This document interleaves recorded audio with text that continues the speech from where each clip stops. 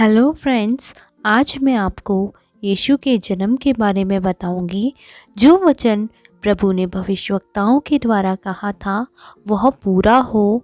देखो, एक कुंवारी गर्भवती होगी, एक पुत्र जनेगी, उसका नाम इमैनुअल रखा जाएगा, जिसका अर्थ है परमेश्वर हमारे साथ है।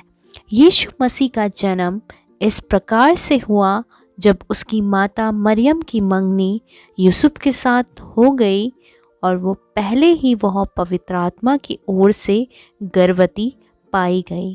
अतः उसका पति यूसुफ, जो धर्मी था, उसे बदनाम नहीं करना चाहता था, उसे चुपके से त्याग देने का विचार किया।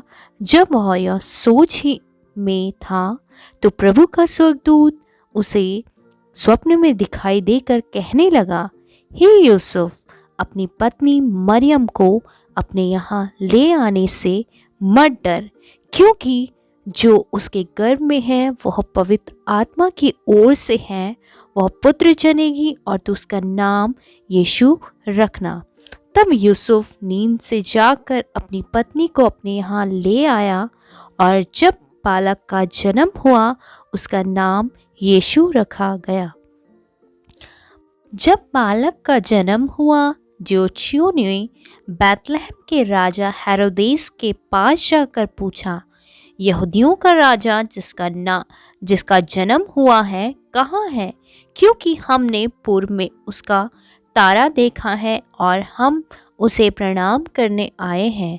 तब हेरोदेस ने ज्योतिषियों को चुपके से बुलाकर उनसे कहा, ठीक ठीक मालूम करो और जब वह मिल जाए तो मुझे समाचार दो, ताकि मैं भी आकर उसको प्रणाम करूं। वे राजा की बात सुनकर चले गए। जो तारा उन्होंने पूर्व में देखा था वह उनके आगे आगे चला और जहां बालक था उस जगह के ऊपर पहुंचकर ठहर गया जहां बालक यीशु का जन्म हुआ। ज्योतिषियों ने मुंह के बल गिरकर बालक को प्रणाम किया और अपना अपना थैला खोलकर उसको सोना, लोबान और गंधरस की भेंट चढ़ाई। तब स्वप्न में यह चेतावनी पाकर कि हेरोदेस के पास फिर न जाना, वे दूसरे मार्ग से अपने देश को चले गए। जब हेरोदेस ने यह देखा कि ज्योतिषियों ने उसके साथ धोखा किया है, तब वह क्रोध से भर गया और लोगों को भेजकर बैतलहम और उसके आसपास के स्थान के सब लड़कों को जो 2 वर्ष के या उससे छोटे थे मरवा डाला। तब ज्योतिषियों के चले जाने के बाद प्रभु के एक दूत ने स्वप्न में यूसुफ को दिखाई देकर कहा, उठ, उस बालक को और उसकी माता को लेकर मिस्र देश को भाग जा, क्योंकि हेरोदेस इस बालक को ढूंढने पर है कि उसे मरवा डाले।